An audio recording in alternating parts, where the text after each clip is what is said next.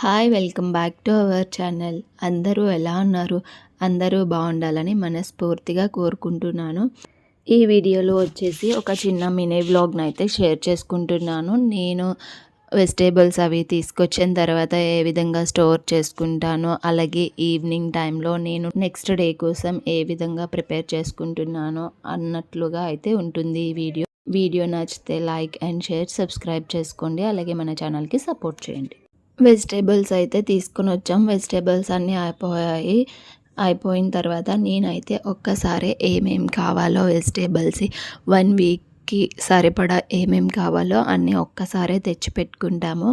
So ప్రతిసారి మనకి ఏం కావాలో షాప్కి వెళ్ళాలి అంటే చాలా ఇబ్బంది అవుతూ ఉంటుంది. మాకు దగ్గరలో కూడా ఏమీ లేవు వెజిటేబుల్ షాపు, కొంచెం దూరం అయితే వెళ్ళాలి. ఒకసారి మొత్తం వెజిటేబుల్స్ అన్ని వీక్కి సరిపడా తెచ్చి పెట్టుకుంటాను. అలాగే కిడ్స్కి బాక్సెస్లో పెట్టడానికి కూడా ఏమేమి వెజిటేబుల్స్ అన్నీ అయితే తెచ్చి పెట్టుకుంటామో ముందుగా లిస్ట్ రాసేసుకొని.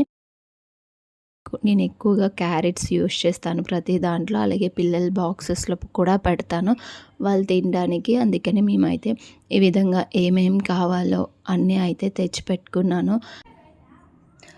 గోవా కూడా మంచిగా నాటివి దొరికితే తీసుకొచ్చాను. ఇప్పుడు ఎక్కువగా నాటి కన్నా హైబ్రిడ్స్ ఎక్కువ దొరుకుతున్నాయి. వాటికన్నా మనకి నాటి అయితే చాలా బాగుంటాయి. పిల్లలకు కూడా స్నాక్స్ బాక్స్లో అది పెట్టడానికి బాగుంటాయి అనేసి గోవా కూడా తీసుకుని వచ్చాను. అలాగే కొన్ని వెజిటేబుల్స్ ఏమేమి కావాలో అన్నీ తీసుకొచ్చి నేనేమో కొన్ని ఇలా కవర్స్లో పెట్టాను, కొన్నేమో ఆకుకూరలు అలాగే కొత్తిమీర ఇవన్నీ ఉంటాయి కదా, ఇవన్నీ ఇలా బాక్స్లో పెట్టుకున్నాను. అలాగే ఒక బాక్స్ ఎక్స్ట్రా ఉంటే అందులో లేడీ ఫింగర్ కూడా పెట్టేసుకున్నాను. ఈ విధంగా బాక్స్లో పెట్టుకుంటే ఏంటంటే మనకి కొన్ని రోజులు స్టోర్ ఉంటుంది. 1 వీక్ కన్నా ఎక్కువగానే ఉంటాయి. బాగుంది బాక్సెస్ కూడా, నేను కొత్తగా తీసుకున్నాను, చాలా బాగా యూజ్ అవుతున్నాయి. ఇక్కడ ఉన్న వాటిని ఏమంటారో తెలిస్తే కింద కామెంట్ సెక్షన్లో కామెంట్ చేయండి. వీటి పేరేంటో.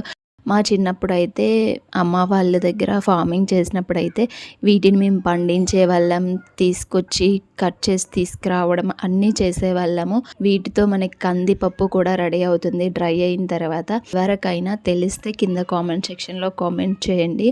అలాగే కొత్తిమీర, పుదీనా అవన్నీ కట్ చేసేసుకొని ఈ విధంగా అయితే బాక్సెస్లో పెట్టేసుకుంటాను.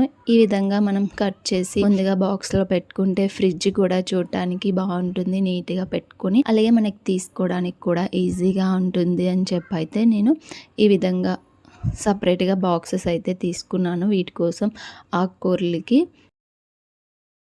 ఇలా బాక్స్లో పెట్టుకున్నప్పుడు అయితే నాకు ఆకుకూరలు కొంచెం ఎక్కువ రోజులు ఫ్రెష్గా ఉన్నట్టు అనిపిస్తుంది. ఎందుకంటే నేను 1 వీక్కి సరిపడా తీసుకొస్తాను కదా, నాకైతే ఫుల్ 1 వీక్ వరకు ఇందులో పెట్టుకుంటే కొంచెం ఫ్రెష్గా బాగుంటున్నాయి.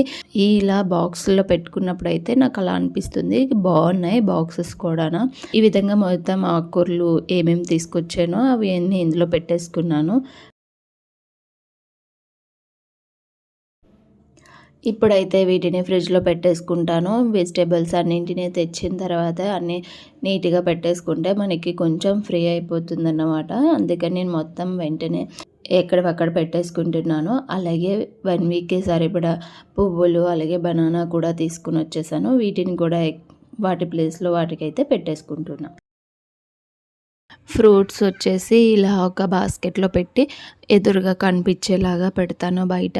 ఎందుకంటే అలా కనిపిస్తే పిల్లలు ఇష్టంగా కూడా తింటారు. ఎప్పుడైనా ఆకలి అనిపిస్తే జంక్ ఫుడ్కి వెళ్ళకుండా ఈ విధంగా ఫ్రూట్స్ అయితే తీసుకొని తింటారు. మ్యాక్సిమము ఇంట్లో అయితే జంక్ ఫుడ్ ఏమీ తెచ్చి పెట్టను నేను. మా ఇంట్లో అసలు ఉండవు, బిస్కెట్స్ కూడా ఉండవు చెప్పాలంటే. అయితే ఫ్రూట్స్ లేదా బనానా స్టోర్ ఉంటుంది ఎప్పుడూను. లేదా నేను ఎక్కువగా లడ్డూస్ చేసి ప్రిపేర్ చేసి పెడుతూ ఉంటాను వాళ్ళ కోసం. అది డైలీ అయితే లడ్డు పెడుతూ ఉంటాను వాళ్ళకి. నేను డిఫరెంట్ లడ్డూస్ చేసి పెట్టుకుంటూ ఉంటాను. అలాగే ఇక్కడ మార్నింగ్ టిఫిన్కి అయితే నెక్స్ట్ డే టిఫిన్కి అయితే జొన్నలు అలాగే బియ్యము కలిపి దోశలకి అయితే ప్రిపేర్ చేస్తున్నాను. జొన్నలతో మనం దోశ పిండి అలాగే ఇడ్లీ కూడా ప్రిపేర్ చేసుకోవచ్చు.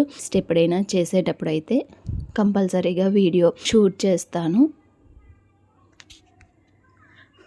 జొన్నలతో మనం చేసుకోవాలంటే కొంచెం త్వరగా ఎక్కువసేపు అయితే నానబెట్టాలి జొన్నల్ని. నేను మార్నింగే నానబెట్టేసాను. ఇప్పుడు ఈవినింగ్ అయితే వాటిని రుబ్బుతున్నాను. మనకి 8 లేదా 9 అవర్స్ అయినా మినిమమ్ నానబెట్టుకోవాలి. నార్మల్గా మినప్పప్పు అయితే 8 అవర్స్, 7 అవర్స్, 6 అవర్స్ నానబెట్టుకున్నా మనకి పర్వాలేదు. కానీ జొన్నల్ని మాత్రం మినిమమ్ ఒక 9 అవర్స్ అయినా నానబెట్టుకుంటే మనకి బాగుంటుంది. బియ్యము, జొన్నలు కలిపి నేను మిక్సీ చేసి పెట్టేసుకున్నాను. దోసలకి కాబట్టి ఇలా పల్చగా చేసి పెట్టుకున్నాను. ఇది మనం నెక్స్ట్ డేకి మార్నింగే యూస్ చేసుకోవచ్చు. మంచిగా ఫర్మెంటేషన్ అయిపోతుంది. ఇదండి నా చిన్న వ్లాగ్ వచ్చేసి. ఈ వ్లాగ్ మీకు నచ్చింది అనుకుంటే ఎలా ఉందో ఒక లైక్ చేసి కింద కామెంట్ సెక్షన్లో కామెంట్ చేయండి. అలాగే ఇంకా ఎలాంటి వీడియోస్ కావాలో కూడా మీరు సజెస్ట్ చేస్తే నేను ఆ వీడియోస్ చేయడానికి కూడా ట్రై చేస్తాను. వీడియో నచ్చితే లైక్ అండ్ షేర్, సబ్స్క్రైబ్ చేసుకోండి. అలాగే ఛానల్కి సపోర్ట్ చేయండి. Thank you for watching.